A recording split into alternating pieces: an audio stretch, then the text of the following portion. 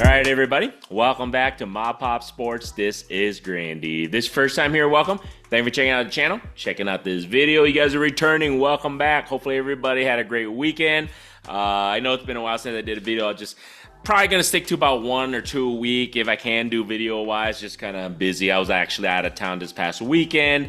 I had a lot of things, a lot of family things, so super fun. I got a chance to get fishing again. If you guys don't know, I actually have a Mob Pop fishing channel, and I used to fish quite a bit, and kind of took a back seat in a while since we moved to Denver, but I was able to catch some really nice fish, so there you guys go on that end. But getting back into the swing of things, listing things on the eBay store and everything on both eBay stores, and just kind of going through the motions of that and shipping orders and things like that this week. On top of that, I am going to do a Q&A. I haven't done a Q&A in regards to selling sports cards for a living in quite some time, so I figured I'd do one. There was tons of questions. I just filter them through like the top, I think 10 or 8, whatever. I'll just try to get through whatever I can on that, guys. But I'll try and do this as much as I can, and hopefully I can, answer you guys' questions. A lot of people always has questions. So this is, like I said, from my experience, guys, from my viewpoint. Everybody has their own opinions. Don't worry about that. But this is just for me personally, and what I see and what I think. So don't take it so personal. All right, number 1. Someone asked me, when and why did I open a second store? How many did I have listed before I decided to open up the second store? So with eBay, I think I have I think it's the premium store, which is like $50 or $60 a month. I have to double check on that. I don't even know, but it's the step above I think there's a basic and then another, regular store, and then there's a next one up. It's like $60 a month, I believe, or something like that. You get up to 10,000 listings. And then on top of that, I think you get up to like 1,000 auctions a month. And then on top of that, since I'm in sports cards, so the collectibles, things like that, you get an additional amount of listings without insertion fees. So I reached the max point. I want to say like 50 something thousand. And then once you get over that 50,000 threshold, they will start charging you insertion fees. eBay will. So that's why I decided to open up a new store. So I think you get anywhere between 50 to 60,000, depending on how many you have on auction, things like that. So as long as you're only doing sports cards. So if you do other items, like I just said, you only get up to 10,000 listings, I believe, on this store level. So that's why I opened up a second store, because if I would have went to the enterprise one, I want to say you can have unlimited, I wouldn't say unlimited listings, but I think you get up to like 100,000 listings or something like that. However, it's like $300 a month. So I might as well open up 2 stores, pay literally $120 a month, way less than the $300 a month. And yes, I have to run 2 stores. It's kind of sucks, but it still works. It still works. It's not a big deal on that end. So that's the reason why I opened up the second store. And that's when I decided to do the second store. If I'm wrong on that, let me know on that. But as far as I know, that's the case, is that you get about 50,000 listings and then they start charging the insertion fee. And that's why I did that. So, it's just the nature of doing business. It's in reality, if you're only paying $50 to less than $200 a month to operate a storefront, is not a bad thing. Okay. Especially if I'm doing this full time, it's not that big of an overhead. If you can sell, in reality, if you sell a good slab, it literally pays for itself in that 1 month. So that's how I look at it. That's how my viewpoint in regards to that. And that's the reason why I opened up the second store. So someone asked about that. So I think they already had like 10 to 12,000 listings. If it's just sports cards or collectible cards, things like that, I think you still have some more on that. So you should be okay until you get to that threshold. Sports cards, bubble bursting. Do I think it's bursting? Do people think it's bursting? Somebody mentioned this, I think, on my last video or 2. It's just the time of the year. So right now, September, October, this is probably, I wouldn't say the worst time of the year, but it's pretty darn close in regards to sports cards. Football, it's already almost mid-season, a quarter of the way through. There's no hype for that. Baseball's kind of almost, getting to the playoffs here. Hockey's kind of mid-strung. There's really nothing going on. Basketball is the only thing that's possibly coming up, and that might have a little bit of influx. But what I've noticed in the last 2 years, basketball hasn't had that boost. So right now, Pokemon, TCG stuff is the stuff that's going to be kind of booming. Sports cards right now, this is definitely the slow part of the quarter, I would definitely say, of the year. So I've noticed this in the past 5, actually probably 6 years I've done this. This is about the time where it kind of slows down. Just no hype right now. They might get a boost when the NBA starts, and then there might be a little bit boost during the playoffs for football. So other than that, there's not a huge burst, I guess you can say, or a bubble bursting. I don't see that happening, guys. I still see lots of transactions. I still see sales. Sales have dipped. I still see that the value has dipped a little bit. Sports shows and everything, there's still a high attendance. But like I just said, it's just the value that's gone down. The transactions is the same. Values have gone down. But I have not seen a bubble burst. Do I think it's going to burst? I don't think so. AI doesn't really affect sports card collectibles, memorabilia in general. So I don't see it, at least in the foreseeable future, of it bursting. I still see a lot of people into it. I still see a lot of kids. And that's the biggest nature of the thing. If you see kids into it, parents, fathers, mothers, they're all going to get into it somewhat. So I still see an influx of that. So I don't see right now a bubble bursting. The value of everything, all the high-end stuff, I do see that a little bit dipping. But other than that, I don't see a bubble bursting, at least anytime soon. My thoughts, I don't know. What are my thoughts of Tom Brady and the huge stores, corporate people getting to the hobby? How is it going to impact the hobby, positive, negative? My name is Ma Pop Sports. I am huge into supporting mom and pop entrepreneurs, small businesses. If you guys don't know, that's hence the name. I believe that it's the foundation of your local community. So I really do believe you should support that. The corporate people, Tom Brady and all that stuff, getting into it, I wouldn't say it's a negative effect, but it will have a negative effect on the mom and pop stores. I really do believe that. I think the local smaller stores will see or feel that impact because I feel like these other companies, the corporate companies, will have an opportunity to, in a way, undercut, at least in regards to like wax, boxes, things like that. In regards to singles, cards, I don't know how much that's going to impact. I don't know. We can only wait and see. A lot of the bigger guys, a lot of bigger shops, stores, or corporate people getting into it. Fanatics going to be getting the licensing here soon. Topps will. How are they going to affect? Things will change. I do think things will change. I think a lot of things are going to be streamlined more. I think a lot of the smaller shops, honestly, will get pinched. I think distribution factor is going to hurt because I think a lot of the third-party distributors are, kind of going to go away. I think they're going to be more of a direct-to-consumer. I have a feeling a lot of online stuff is going to happen in the future. I hope I'm wrong, but I think that's what's going to happen. I think Topps, Fanatics is going to streamline things going direct from their manufacturer to the larger corporate huge stores, the money makers, to the huge breakers, and then streamline directly to the consumer. So a lot of the middlemen are going to get hurt, I think. So we'll wait and see how that's going to play out.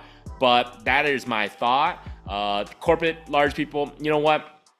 It's a free world. They can do what they want. But I hate that fact. But, it is what it is. So you got to adjust. So I feel like as things progress, I will have to adjust, and we'll see what I need to do in regards to my storefront, things like that. What kind of inventory am I going to carry and move? So I have to wait and see and just kind of play it by ear. You want to be somewhat proactive, but you don't really know how it's going to affect. So that's why I'm kind of in a waiting game in regards to how that's going to affect everything.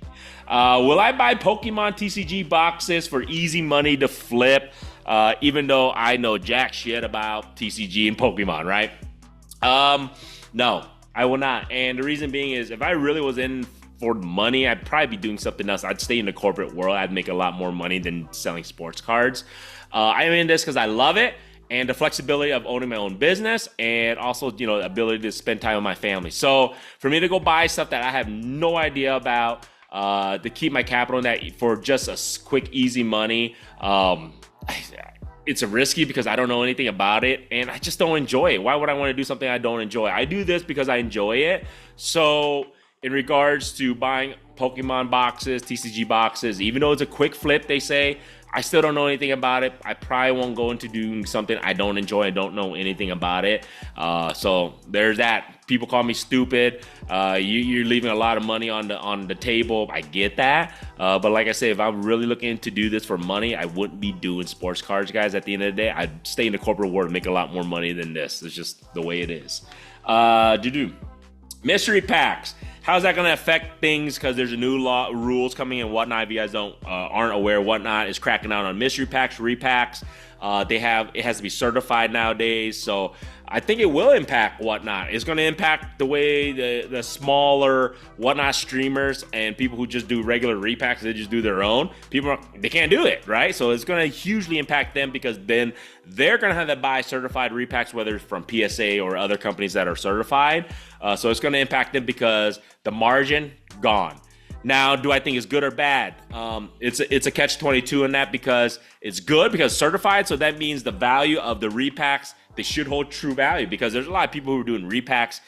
They may say the ceiling of their repacks was $500, but in reality, there's nobody double checking them. There's no third party to check them. So honestly, their ceiling could have been only $300. We would have never known, right? So having a certified third party to make sure that the values are there, that's a good thing. But like I said, the bad thing is that it's going to knock off all the mom and pop, the smaller streamers, so they can't do their own mystery packs anymore. I think in the long run, will it affect the hobby in general? Probably just only through Whatnot. I still see people do mystery packs at shows, but I do see shows cutting down on that. So keep in mind, guys, I'm telling you, I think it's going to be big business for like PSA and all those certified companies who certified repacks, because I'm seeing a lot of show promoters cutting out the mystery pack stuff because people are feeling like they're getting ripped off. They're not having the correct ceiling on those mystery packs. So I don't do that anymore. I don't do that at all in general. So just be careful. I would recommend, if you're gonna buy a repack, make sure it's certified. At least it's certified that it has a certain value, and the third party double checks that. So that's my thoughts on that. I don't know. But it will affect the smaller streamers for sure and Whatnot. It will affect, and like I just said, at the shows, it's starting to see the impact of doing repacks. So got to be careful on that end. We'll see. Do you need a storefront for Card Dealer Pro Corona Card? Somebody asked that. Do you really need an eBay store to use those platforms and software? No, you don't.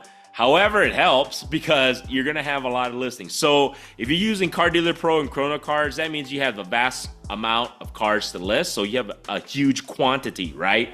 So once you start scanning and listing, you're going to hit your threshold on your store, on your eBay store, right? Or even if you don't have an eBay store, if you only have 250 listings, literally in like 2 scans, you hit your max. So you probably should get a store. The cool thing about this, I believe, like Card Dealer Pro, you can even link it up to your Whatnot account now, so you can list there. You can list through other platforms that uses these Card Dealer Pros or whatever software, Corona Cards, things like that. So you don't need it, but I would recommend it because you're going to hit your threshold because you have a quantity listing of all these cards already. So I would recommend it. So that's just my thoughts on that, but you don't need it, not necessary, but it would be if you get that quantity reached to the max on that end. Is grading dying? What are my thoughts on that?